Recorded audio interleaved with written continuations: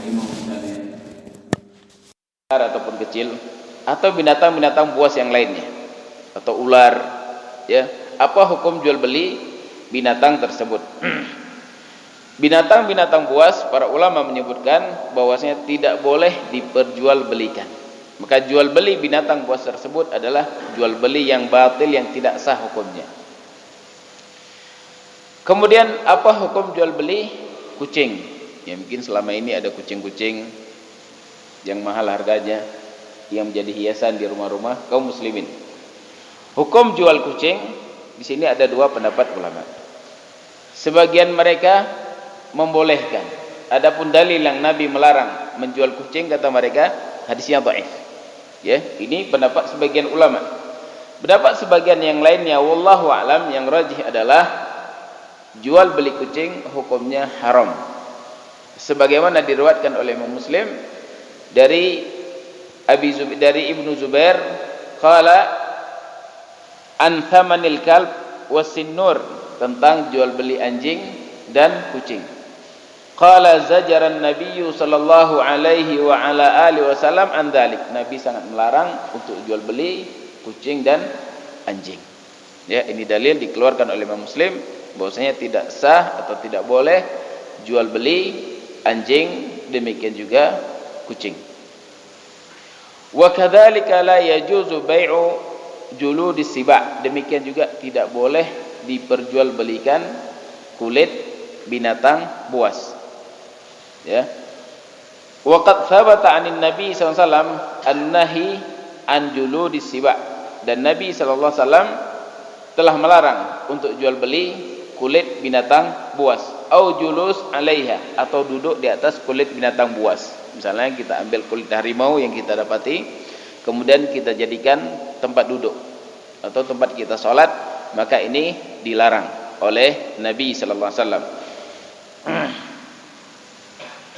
Dalilnya adalah Am-Miqdam qala sami'tu Rasulullah sallallahu alaihi wasallam yanha an lubsi juludis siba' wa rukub 'alaiha. Dari Miqdam, beliau berkata, aku mendengar Nabi sallallahu alaihi wasallam beliau melarang untuk mempergunakan kulit binatang buas dan duduk di atasnya. Warawa Abu Daud an Muawiyah, juga dikeluarkan oleh Abu Daud dari Muawiyah radhiyallahu taala anhu anin Nabi sallallahu alaihi wasallam, la tashabul malaikatu rufaqah fiha jildun namr. Malaikat, kata Nabi, tidak akan mau bersahabat dengan kelompok orang-orang yang bersama mereka ada kulit harimau yang mereka pergunakan. Maka malaikat akan menjauh. Di sini maksudnya larangan, pemberitaan atau khabar dari Nabi, malaikat akan menjauh. Maka ini bentuk larangan dari Nabi untuk tidak boleh kita mempergunakan kulit-kulit binatang buas untuk kita duduk atau untuk kita pakai kulit tersebut. Baik, qala, kemudian kita lanjutkan sedikit lagi berkaitan dengan luqatah. Waltiqatul laqit wal qiyamu bihi fardu kifayah. Kemudian mengambil bayi yang ditemukan di jalanan, itu namanya laqit. Laqit itu seorang anak kecil yang tidak diketahui orang tuanya, ini namanya laqit. Wal qiyamu bihi fardu kifayah. Kemudian mengurusi anak yang ditemukan tersebut hukumnya adalah fardu kifayah. Qala fa idza ta'addara baitul mal fa'ala man 'alima bihalihi. Nah, asalnya adalah anak yang ditemukan tersebut yang akan mengurusinya adalah negara. Diambil dari harta baitul mal. Ya, dan alhamdulillah negara kita biasanya orang kalau dapati anak seperti ini kadang diletakkan depan masjid. Biasanya ini seperti ini anak zina, ya, atau mereka lepas di air, mereka letakkan di suatu tempat kemudian mereka aliri di air. Ini biasanya anak zina, anak lahir di luar nikah. Atau mungkin ibunya kecewa sama bapaknya setelah dinikahi, diceraikan, dilepas anaknya. Nah, kalau seorang mendapati anak seperti ini, kalau dia mampu untuk merawatnya, silakan dia rawatnya. Kemudian uang untuk rawat tersebut bisa diambil dari Baitul Mal. Namun alhamdulillah negeri kita ada panti sosial dan yang lainnya anak-anak itu tidak perlu kita urus, ya diurus oleh mereka. Nah, kalau seandainya tidak ada baitul mal atau pemerintah lepas diri dari anak-anak seperti ini, maka orang yang menemukannya dialah yang berhak untuk merawatnya. Adapun uang bisa dimintakan kepada kaum muslimin, ya, karena di sini kita perintahkan wa ta'awunu 'alal birri wat taqwa, hendaklah kalian tolong menolong di dalam ketakwaan. Sama saja seperti kita ingin menyelamatkan seseorang ini, ada orang yang mau tenggelam misalnya, kita bantu, tolong selamatkan. Demikian juga anak yang tidak diketahui orang tuanya atau orang tuanya tidak bertanggung jawab setelah melahirkannya, maka silakan diambil, diberikan kepada pemerintah. Kalau pemerintah tidak ada bidang dalam bidang ini, maka silakan dirawat dan dimintakan dana dari kaum muslimin, mereka saling bertawun. Ini al-laqiyat. Baik, sebelum kita lanjutkan sedikit lagi, yaitu berkaitan tentang perlombaan yang dibolehkan dan perlombaan yang tidak dibolehkan. Mungkin ada yang ditanyakan tentang al-luqatah, kami persilahkan. Luqatah itu barang temuan. Kalau tidak, kita baca sedikit lagi, ya, yang berkaitan tentang. Baik, silakan. Ya.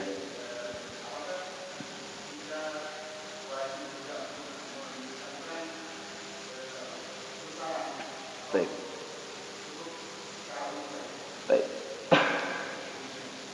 Barang yang ditemukan apakah disebutkan sifat-sifatnya, ya, atau takaran jumlahnya, maka ini tidak perlu.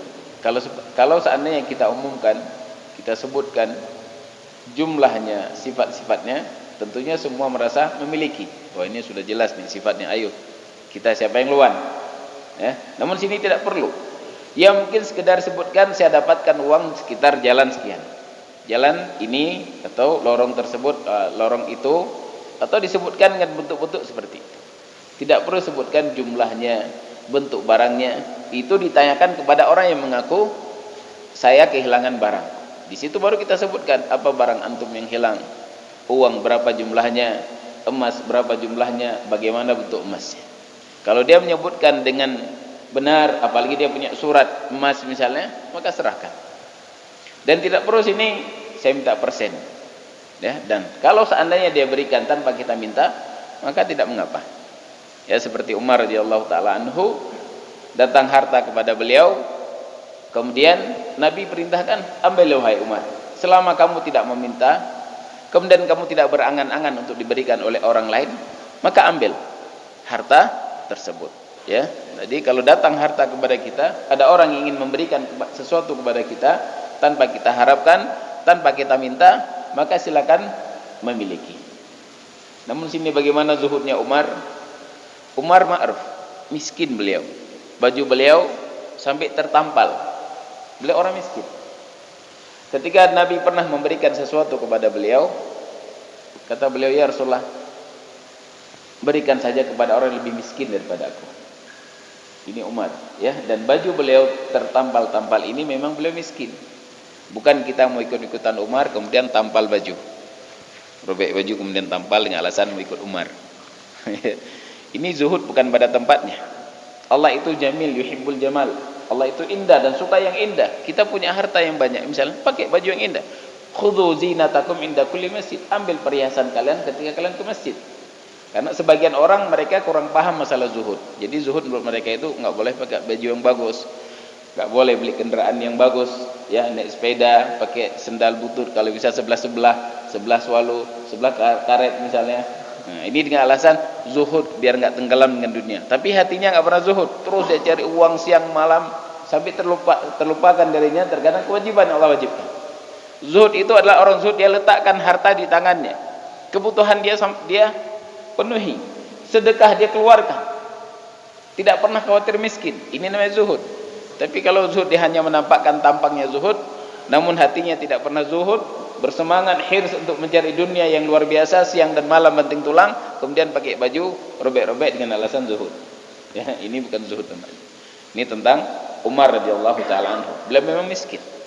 Umar sampai baju beliau tertampal. Padahal beliau siapa? Khalifah. Baik. Ada lagi yang mau sampaikan atau kita ambil sedikit lagi? Baik, silakan.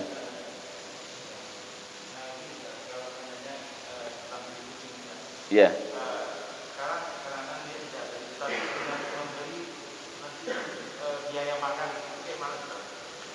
Beli kucing, kemudian tidak ada biaya makan kucing. Dengan pemilik tadi diberi biaya makan. Dia dikasih anak kucing, kemudian tapi beri saya makanan 1 karung. Bagaimana? Dia beli atau diberikan kucing, ya. Kemudian diberikan juga makanan. Ini bukan jual beli, pemberian. Sebagai gantinya untuk jaga kucing kasih makanan. Terus maksudnya pertanyaannya boleh ya? Hukumnya gimana ya? Pemberian ya, pemberian kucing. Kalau diberikan tidak mengapa. Kalau diberikan kepada kita kucing dan kita mampu untuk merawatnya, maka silakan miliki, apalagi dikasih makanan. Mudah-mudahan antum bisa berikan makanan, setiap habis makanan berikan lagi.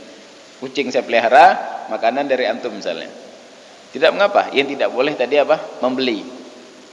Sama seperti anjing, anjing buruan. Ya, anjing kalau seandainya anjing ini bukan anjing buruan, ya, bukan anjing sebagai penjaga mawasi binatang ternak kita, kemudian kita pelihara, maka setiap hari akan hilang 1 qirat dari amalan kita. Melihara anjing tanpa ada sebab. Anjing biasa, orang senang-senang pelihara anjing, kadang di rumahnya, atau dia karena senang warna anjingnya, dia pelihara di rumahnya tanpa sebab, maka akan berkurang setiap hari 1 qirat. Sementara amalan soleh yang kita lakukan nggak tentu sampai nggak 1 hari 1 qirat. Ya, akan berkurang 1 qirat setiap hari. Kecuali kalau seandainya anjing tersebut adalah anjing untuk menjaga binatang ternak kita. Kita punya binatang ternak, misalnya punya ayam, kemudian punya bebek atau punya kambing, kemudian kita pelihara anjing untuk menjaga binatang kita, maka ini tidak mengapa. Atau anjing untuk kita berburu binatang buruan dengan pakai anjing, ya. Tidak perlu datang kepada dukun tanya hari apa yang paling baik untuk berburu, atau datang pada dukun supaya panahnya ini ditiup oleh dukun, nggak boleh. Ini datang dukun tetap haram hukumnya. Pelihara anjing muallam. Wa yas'alunaka anil Allah menyebutkan dalam Al-Quran tentang mereka bertanya kepadamu tentang barang yang boleh mereka pergunakan. Kemudian kata Allah, anjing-anjing yang kalian ajarkan, silakan ajarkan anjing kemudian berburu. Nah, syahidnya binatang yang boleh kita pelihara dari anjing ini tidak boleh kita jual. Boleh kita miliki, namun tidak boleh kita jual. Oh, ini binatang yang ahli dalam berburu, saya sudah latih dia sekian lama, maka saya jual ini harganya sekian juta. Tetap tidak boleh. Ya, walaupun itu binatang, walaupun itu anjing yang asalnya boleh kita pelihara, namun untuk jual tetap tidak boleh. Kalau kita mau pinjamkan ini, silakan kamu ambil, pinjam untuk kamu berburu, nanti selesai kembalikan. Tetap tidak boleh jual beli anjing seperti ini. Adapun kucing tadi kita sebutkan, sebagian ulama mereka membolehkan, ya, sebagian yang lainnya tidak membolehkan. Ini khilaf ma'ruf di antara para ulama. Adapun kalau seandainya teman kita mereka melihat mengambil pendapat yang membolehkan jual beli kucing, jangan dicela, karena memang pendapatnya juga kuat tentang jual beli kucing. Namun kalau seandainya kita memiliki kucing, tidak boleh kita zalimi, ya, tidak boleh kita kurung kemudian kita tidak memberikan makan kepadanya, tidak boleh kita kurung sehingga dia mati kelaparan di dalam kandangnya, di dalam sangkar yang kita kurung kucing di dalamnya. Seorang perempuan, kata Nabi, masuk neraka. Kisah seorang perempuan, dakhalatin nar imra'atun. Seorang perempuan masuk dalam neraka karena dia pelihara kucing. Dia kurung, tidak diberi makan, tidak dia lepas untuk cari makan sendiri, sehingga dia masuk ke dalam neraka. Sebaliknya, seorang perempuan pelacur, ya, dia selamatkan seekor anjing. Setelah perempuan ini minum, kemudian tiba-tiba datang anjing yang sangat kehausan, tidak bisa masuk ke dalam sumur. Akhirnya perempuan ini ambil dengan sepatunya, diberikan minum kepada anjing. Akhlak yang baik, ya, perbuatan yang baik dilakukan kepada anjing. Lihat ini binatang, Allah hapuskan dosa-dosanya, Allah masukkan dia dalam syurga, ya. Namun kita jangan seperti ini. Seperti ini maksudnya apa? Nggak apa-apa, saya beramal cari anjing aja, Saya juga agak melacur seperti ini, cari anjing, kasih minum anjing, masuk surga. Nggak seperti itu mafhumnya ya. Ini mafhumnya maksudnya amalan baik walaupun hanya kepada anjing. Seharusnya kita yang berakal ajak manusia, selamatkan manusia dari kubang kemaksiatan, kubang kesyirikan, kubang kebidahan, kepada sunnah, kepada tauhid, kepada taatullah subhanahu wa ta'ala. Ya, maka kucing tadi dia berikan kucing. Kalau kita mau terima dan yakin kita bisa memberikan, menjaga kehidupannya, maka silakan ambil. Ya, tidak mengapa. Mau dia berikan makanan atau tidak dia berikan makanan, kalau memang kita siap untuk memeliharanya, pelihara. Tapi kalau saya nggak siap, udah lepas saja. Lepas, mungkin kalau kita jaga di rumah nggak sanggup kita beri makan, ya, maka lepas, biarkan dia cari makan sendiri. Dia makhluk Allah Subhanahu wa taala, Allah yang menjaga atau memberikan makanan kepadanya. Baik, qala, kita baca sedikit lagi berkaitan tentang al-musabaqah wal mughalabah. Musabaqah itu perlombaan, mughalabah itu pertandingan. Apa saja pertandingan dan perlombaan yang dibolehkan? Qala wa hiya thalathatu anwa'. Pertandingan dan perlombaan terbagi kepada 3 jenis. Jenis yang pertama, nau'un yajuzu bi'iwadin wa ghairihi. Jenis yang pertama boleh, ya, dengan cara saling bayar. Perlombaan, ya, misalnya 2 orang nih lomba, letakkan uang 100.000 atau 1 juta 1 juta, kita berlomba. Nah, perlombaan apa saja yang dibolehkan untuk yang seperti ini atau dengan tanpa bayaran? Wahya musabaqatul khaili wal ibili wasiham, yaitu perlombaan kuda, pacuan kuda. Pacuan kuda boleh, 2 orang berpacu kuda, kemudian ayo kita lihat lomba siapa yang kencang. Letakkan uang 100.000 100.000. Siapa yang menang ambil uang ini. Boleh. Ya, khusus kepada kuda, kemudian lomba onta, kemudian memanah. Ini diizinkan oleh syariat kita. Ya, memanah misalnya. Ayo kita 5 orang misalnya ahli dalam memanah. Ayo letakkan uang 1 juta 1 juta. Misalnya sepakat, ayo kita manah. Siapa yang menang dia ambil uang ini. Boleh. Tapi khusus kepada 3, tidak bisa dikias kepada yang lainnya. Sebagian ada kias, ya, sebagian ulama kias kepada Al-Qur'an. Karena di sini dibolehkan, syariat kita membolehkan panah, kemudian lomba ibil, kemudian lomba pacuan kuda, dibolehkan karena bermanfaat untuk agama kita. Kata Allah, wa'iddu lahu mastata'tum min quwwah. Persiapkan untuk menggempur musuh-musuh kalian, kekuatan kalian. Jadi sesuatu yang bisa membantu kita di dalam berjihad di jalan Allah Subhanahu wa taala ini sangat dianjurkan. Bermanfaat untuk agama. Nah, sehingga sebagian ulama mereka mengatakan bolehnya ikut musabaqah Al-Qur'an. Ya, musabaqah Al-Qur'an.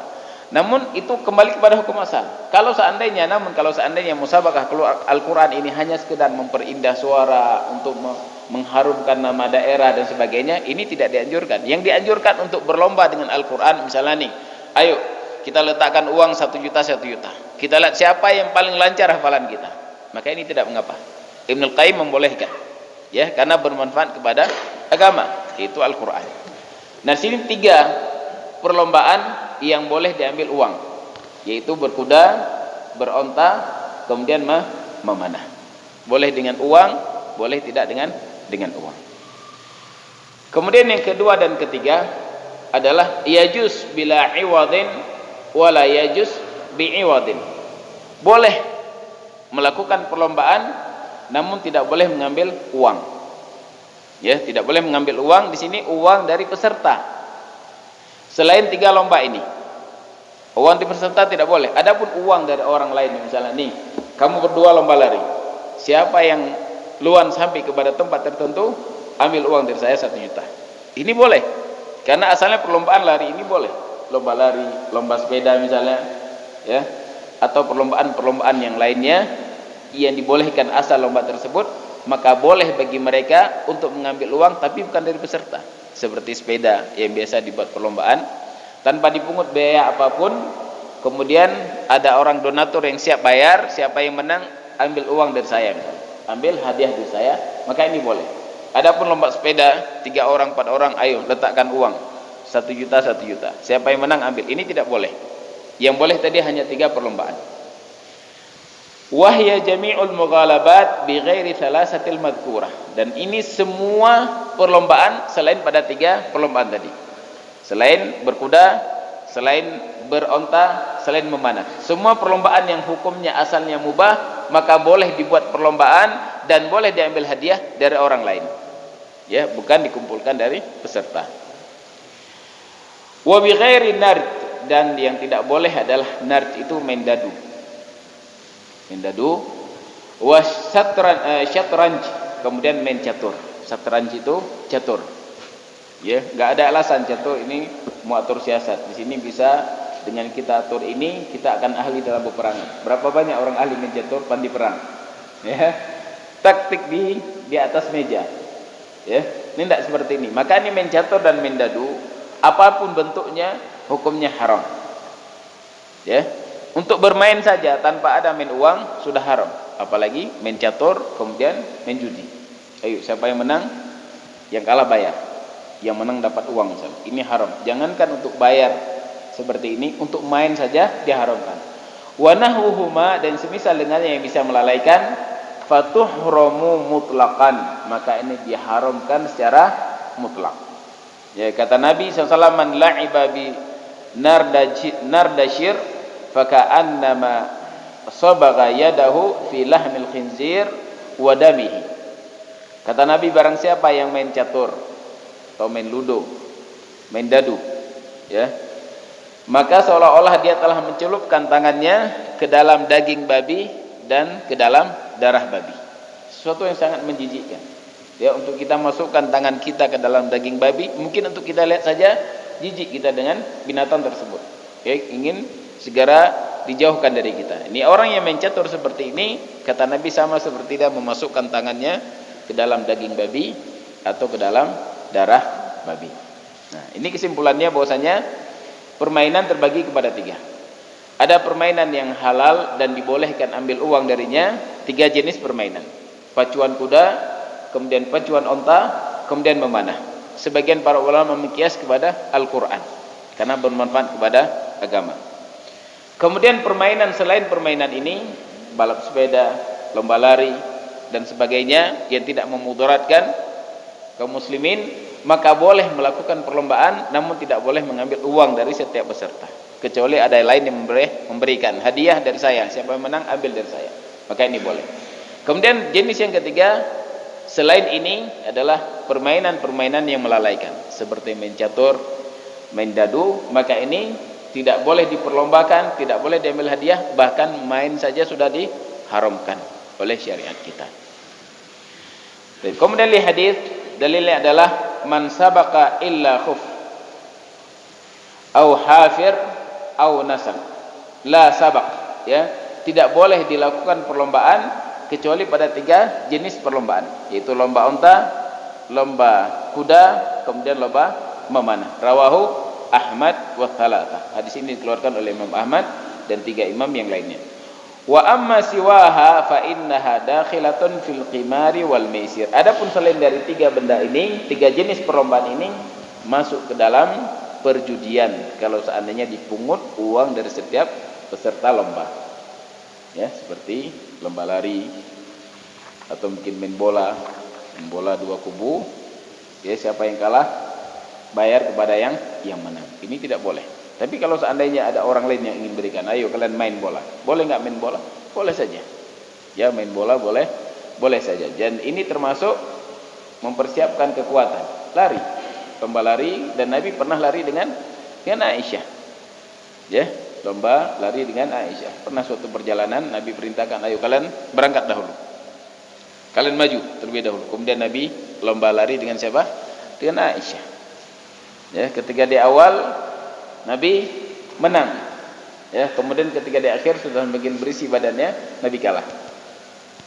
Baik, maka ini dibolehkan lomba lari, namun tidak boleh diambil uang dari setiap peserta lari. Adapun pemberian dari orang lain, maka dibolehkan. Ya, mungkin saya rasa sudah cukup dan ini sudah waktu syuruk, atau masih ada sekitar 5 menit lagi karena pembahasan selanjutnya pembahasan al-qasas. Dan ini kitab fikih yang sangat ringkas sekali, ya, yang berkaitan dengan ilmu fikih. Wa illa kalau kita mau baca fikih yang sangat lebar, sangat mutawalat, sangat panjang pembahasannya, itu akan dibahas berbagai macam bentuknya, sisi-sisinya, masail-masail yang sangat banyak. Namun ini ringkas, paling kurang kita tahu berkaitan dengan luqatah, kemudian berkaitan tentang perlombaan dan pertandingan. Adapun masail-masail yang lainnya bisa dikiaskan kepada apa yang telah disebutkan oleh Syekh. Baik, nah silakan.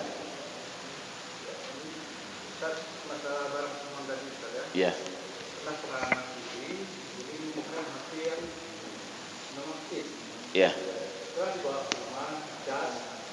Jadi dihidupkan, rupanya ada yang menelpon, yang mengaku sendirinya, pemiliknya, dan saya pun secara memberitahu kepada dia, ya barang Anda ada sama saya, ya terserah sama Anda yang jelas.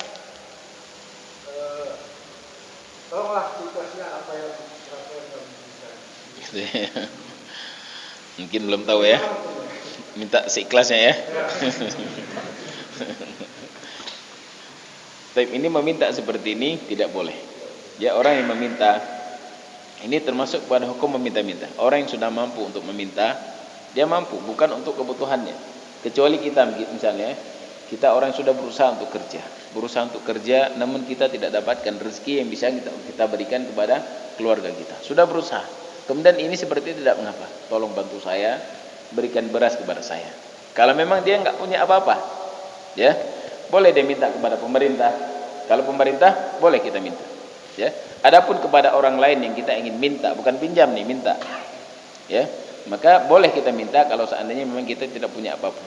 Tidak punya makanan yang bisa kita berikan di rumah kita. Maka tidak mengapa. Adapun orang yang punya kemudian dia meminta tanpa ada alasan apapun, kecuali kalau seandainya kita cari barang saya hilang. Siapa yang temukan, maka akan diberikan hadiah misalnya. Maka ini tidak mengapa. Ya, tidak mengapa yang seperti ini. Ini namanya ajalah.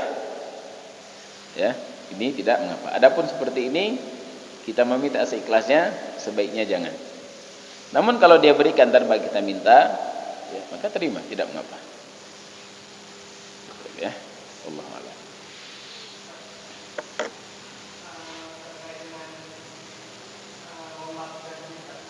Berkaitan dengan perlombaan.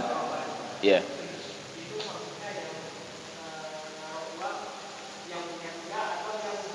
Enggak boleh. Yang di luar kuda tidak boleh. Apa manfaat dia sekarang? Ini judi jelas. Judi. Ya, seperti nonton bola siapa yang menang? Ya, enggak, bukan. Ini bukan bagi orang luar, ini bagi pelombanya. Karena ini bermanfaat. Lomba kuda itu bermanfaat untuk perang. Lomba onta bermanfaat untuk perang. Lomba memanah bermanfaat untuk perang. Maka ini hanya bagi mereka. Adapun penonton, nonton saja. Kalau mau main uang, turun, ayo turun, berkuda kamu, 2 orang berkuda. Nah, silakan. Tidak boleh, ini namanya judi kalau di luar. Siapa yang menang, dia dapatkan uang misalnya. Maka tidak boleh seperti ini. Dan ini juga tidak dikias. Karena kalau seandainya hanya sekedar kias itu bermanfaat untuk perang, orang akan mengatakan lomba lari juga bermanfaat. Jika dikias kepada yang lainnya. Ya, kita cukupkan di sini 3 permasalahan ini. Kalau kita kias nanti semuanya orang kias. Main catur pun nggak apa-apa, ini kan bisa atur siasat untuk peperangan. Main judi lagi. Makanya hati-hati nih, ya jangan dibawa lebih dari 3 ini. Baik.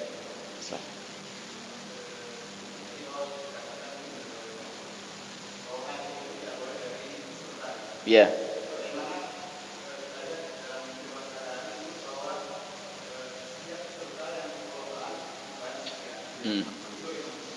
Baik, lomba kalau memang itu kebutuhan untuk makan dan minum, mungkin perlombaan butuh makan dan minum. Biar rapi, ada yang ngatur, ini dibelikan uang yang kita serahkan ini untuk beli makanan atau untuk beli baju. Dan uang yang kita serahkan memang segitu jumlahnya. Untuk beli baju, jelas ini bajunya harganya 100.000, ya minuman 5.000, kemudian makanan yang semua kita diberikan. Ini sebagai bentuk ta'awun, mungkin setiap peserta tidak tahu belanja di mana, baju seperti apa, ini ambil. Kalau seperti ini tidak mengapa. Namun kalau seandainya ambil uang di sini untuk nanti dikumpulkan yang menang diberikan, ini judi. Ya, ini tidak boleh. Baik. Nah, silakan. Iya. Ya, nah. Game online ya. Tapi kalau seandainya catur tadi, mungkin permainan ini orang tidak akan, ya mungkin ada 1-2 ketagihan ya, sampai candu. Ya. Ini diharamkan. Tidak dibolehkan dalam syariat kita, apalagi sampai main game. Menghabiskan waktu, membuat orang candu, menghabiskan uang yang sangat banyak, pulsa sekian banyak dia harus keluarkan, melalaikan, dan ini lebih melalaikan daripada catur. Kalau catur hanya orang-orang tertentu, sebagian yang tidak senang gila catur aja udah nggak senang, hanya sebagian kelompok tertentu. Tapi kalau game ini naudzubillah tidak kenal usia, yang sudah gaek pun, yang sudah tua juga, kalau sudah kena game naudzubillah dia akan ketagihan. Apalagi anak muda, ya, anak SD sekarang lihat rusak kaum muslimin karena ini. Dan ini pada hakikatnya adalah perkara yang melalaikan program orang-orang musuh Islam. Mereka berusaha untuk menjauhkan kaum muslimin dari agama mereka. Ya, waqala alladziina kafaru la tasma'u li hadzal Qur'an walghaw fi la'allakum taghlibun. Orang kafir tahu bagaimana cara mengalahkan orang Islam. Kalau mau mengalahkan orang Islam dengan senjata semata, mereka tidak mampu. Allah akan menolong mereka. Perang Mu'tah, 3.000 kaum muslimin, 200.000 orang Rom berkumpul di situ, orang Nasrani, orang Yahudi berkumpul menyerang kaum muslimin 200.000 lawan 3.000. Ya, awal terjadi peperangan ini Nabi mengutus utusan, kirim surat kepada Raja Rom. Sampai Raja Rom dibaca, kemudian utusan dibunuh. Membunuh utusan suatu negara ini pelanggaran yang sangat berat. Nabi marah pada saat itu. Nabi kumpulkan pasukan 3.000 orang. Ya, 3.000 orang dikumpulkan, kemudian Nabi utus, berangkat kalian ke perang Mu'tah. Pada saat itu disebutkan perang Mu'tah.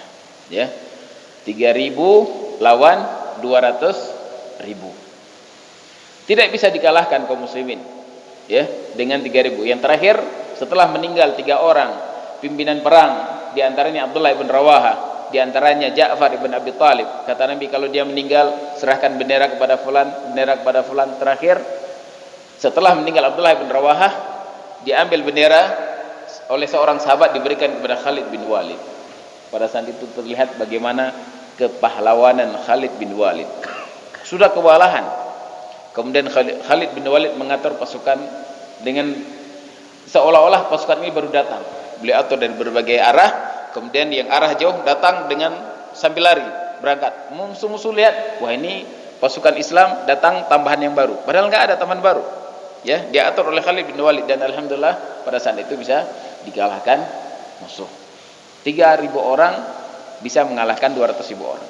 Bukan karena kehebatan mereka, bukan karena canggihnya senjata mereka, namun karena keimanan mereka kepada Allah Subhanahu wa taala. Ini juga demikian. Ya, mereka tidak akan mampu mengalahkan kaum muslimin dengan senjata mereka selama kaum muslimin itu mereka tetap menjaga iman mereka, menjaga ketaatan mereka, mereka menjaga hak-hak Allah Subhanahu wa taala. Allah yang akan menolong mereka. Ya, Allah akan menurunkan malaikat dari langit sebagaimana Allah telah menolong nabinya dengan diturunkan para malaikat. Wa ma ramaita id ramaita walakinnallaha rama. Bukanlah kalian melempar ketika kalian melempar, tapi Allah yang melempar. Allah turunkan para malaikat dalam peperangan. Nah, mereka tahu bagaimana cara mengalahkan kaum muslimin adalah mereka, jangan kalian dengarkan Al-Quran, jangan kalian pelajari Al-Quran, sibukkan mereka dengan selain Al-Quran yang dengannya kalian mampu mengalahkan mereka. Ini program mereka, ya, menjauhkan kaum muslimin dari Al-Quran, menjauhkan kaum muslimin dari masjid-masjid mereka, menjauhkan kaum muslimin dari mempelajari ilmu agama. Kalau kaum muslimin sudah terlalaikan dari kecil, dari SD mereka sudah sibuk dengan game, generasi apa yang kita harapkan dari mereka? Ya, apa yang bisa kita harapkan dari orang-orang seperti ini? Sibukkan dengan game sampai tua. Lihat anak-anak kaum muslimin. Dulu ketika kita masih kecil, pulang sekolah, istirahat atau sore, kita main, lihat anak-anak di luar jalan, yang naik sepeda, yang main layang-layangan, berbagai macam permainan yang bisa menyehatkan badan mereka. Sekarang kita jarang lihat anak-anak di luar, pulang sekolah langsung dengan game. Ya, sampai tengah malam, na'udzubillah, kadang sampai tengah malam terus dengan game. Apa yang bisa kita harapkan? Sekolah, namanya orang sudah lalai dengan ini, nggak mungkin dia akan pedulikan pelajaran sekolahnya. Sekolahnya tidak bermanfaat, waktunya habis, tersibukkan dengan sesuatu yang melalaikan. Ya, tidak bisa diharapkan apapun dari generasi seperti ini. Maka jauhkan anak-anak kita dari HP yang seperti ini, dari perkara yang melalaikan. Tinggalkan. Orang tua harus tegas. Jangan malu sama anak, jangan segan sama anak. Ya, kita ini pemimpin. Kullukum ra'in wa kullukum mas'ulun an ra'iyati. Semua kalian pemimpin dan kalian akan diminta tanggung jawab di hadapan Allah dari kepemimpinan kalian. Diminta tanggung jawab oleh Allah. Jaga anak-anak kita. Ya, ajarkan mereka agama yang benar. Ajarkan mereka Al-Qur'an yang dengannya mereka tumbuh. Ya, sebagaimana para sahabat, anak-anak para sahabat yang tumbuh dengan ilmu agama. Sehingga tidak ada satupun yang bisa mengalahkan mereka. Enggak perlu kita khawatir. Enggak perlu terlalu khawatir, wah ini PKI di mana-mana, wah ini demikian. Enggak perlu khawatir. Ya, yang kita khawatirkan adalah diri kita. In tasbiru wa tattaqu la yadurrukum kaiduhum syai'a. Kalau kalian bertakwa kepada Allah, kalian sabar dalam menjalankan ketakwaan kepada Allah, makar-makar mereka tidak akan memudaratkan kalian. Allah yang mengatakan. Masih ragu? Enggak perlu ragu, enggak perlu dengar kabar wah ini sudah seperti ini sekian, kita tidak lama lagi akan habis dan sebagainya. Di mana Allah Subhanahu wa taala? Allah berjanji menolong kaum muslimin selama kita bertakwa kepada Allah, bukan jumlah sedikit. Nah, pada saat perang Mu'tah, ya, pada saat perang Mu'tah, para sahabat ketika melihat musuh 200.000 orang, satu orang harus mengalahkan 70 orang. Ini bukan perkara sepele. Pada saat itu sebagian mereka, ayo kita musyawarah lagi, atau kirim utusan tanya kepada Nabi apa yang harus kita lakukan, atau minta pasukan tambahan. Bangun pada saat itu Abdullah bin Rawaha, kita datang ke sini bukan ingin melawan kelompok yang kecil. Kita datang sini bukan kita berperang karena kita banyak, tapi kita di sini berperang karena al-Islam. Dan ketika kita berperang untuk membela Islam, tidak perlu khawatir, Allah yang akan menjaga agamanya. Ya, Allah yang akan menjaga agamanya. Sehingga tidak perlu khawatir. Justru jumlah yang banyak itu terkadang bisa terkalahkan. Ya, seperti perang apa? Perang yang terjadi setelah Fathul Makkah. Hunain. Ya. Wa yauma Hunainin id a'jabatkum kathratukum falam tughni ankum syai'ah. Ketika peperangan-peperangan sebelumnya, perang Mu'tah atau sebelumnya perang Badar, perang Uhud, mereka sedikit dan iktimad mereka kepada Allah Subhanahu wa taala, Allah berikan kemenangan-kemenangan. Namun ketika perang Hunain, jumlah mereka sangat banyak sekali. Dan para sahabat di antara mereka berkata pada saat itu setelah Fathul Makkah, orang-orang Islam, orang-orang Mekah berlomba-lomba masuk dalam Islam. Nah, mereka melihat jumlah kita dulu yang sedikit bisa menang, apalagi jumlah sangat banyak. Kita perang Hunain, orang-orang di Taif pada saat itu yang belum mau masuk Islam. Ketika mereka tahu bahwasanya Mekah sudah dikuasai oleh Nabi, orang-orang Mekah sudah masuk Islam, yang dulunya musuh Islam, ya seperti Abu Sufyan dan yang lainnya berlomba-lomba masuk Islam. Kemudian orang Hunain, orang-orang yang ada di Taif, mereka merasa ini setelah ini kita bakal diserang oleh Muhammad dan pasukannya. Sebelum diserang, kita serang duluan. Sehingga mereka atur kekuatan semuanya yang mereka miliki di Taif. Mereka bawa perempuan-perempuan mereka, mereka bawa harta benda mereka semuanya. Tujuan apa? Supaya tidak mundur. Mundur juga nggak ada lagi keluarga, nggak ada lagi harta. Imam mati atau menang. Pada saat itu Nabi tahu bahwasanya mereka telah mengatur, sudah mulai turun dari Taif menuju ke Hunain. Nabi kumpulkan pasukan yang sangat banyak pada saat itu. Nah, para sahabat di antara mereka kaum muslimin merasa dulu sedikit aja bisa menang, apalagi sekarang banyak. Ternyata Allah nampakkan kekalahan pertama kala, terpukul mundur. Kecuali Nabi dan beberapa sahabat yang masih bertahan. Akhirnya Nabi panggil. Nabi panggil semuanya, datang, kemudian bisa dikalahkan. Allah berikan kekalahan karena merasa kita akan menang, tidak lagi iktimad kepada Allah Subhanahu wa taala. Kalau kita bergantung kepada Allah Subhanahu wa taala, tidak perlu lihat jumlah kita. Yang kita khawatirkan adalah kuantitas, kualitas iman kita, bukan pengaruh kepada kuantitas. Ya, mudah bagi Allah untuk mengalahkan. Tapi kalau kita iktimad kepada jumlah kita, kemudian tidak bergantung kepada Allah, Allah serahkan kita kepada apa kita bergantung. Kalau masalah senjata, kita nggak akan pernah menang. Ya, tidak akan pernah menang. Namun kita punya Allah Subhanahu wa taala. Seperti orang-orang Quraisy ketika perang dengan Nabi SAW, mereka bangga dengan sesama-sama mereka. Walana uzza wala uzza lakum. Kami punya Uzza, kalian tidak punya Uzza wahai Muhammad. Jawab kata Nabi, Allahu maulana wala maula lakum. Allah adalah maula, penolong kami, kalian tidak ada penolong. Ini i'timad kepada Allah Subhanahu wa taala, sehingga tidak perlu khawatir. Tidak perlu terlalu khawatir yang berlebihan sehingga takut keluar rumah, PKI di mana-mana karena tersebar. Ya, tidak perlu khawatir. Tidak perlu khawatir. Yang kita khawatirkan adalah dosa yang ada pada kita. Jauhnya kita dari Allah Subhanahu wa taala. Ini yang perlu kita khawatirkan. Allahu a'lam. Sudah syuruk kayaknya ya. Mungkin kita cukupkan ya. Nanti kita lanjutkan pelajaran yang lain jam 9.30 ya. Subhanallah. Assalamualaikum warahmatullahi wabarakatuh.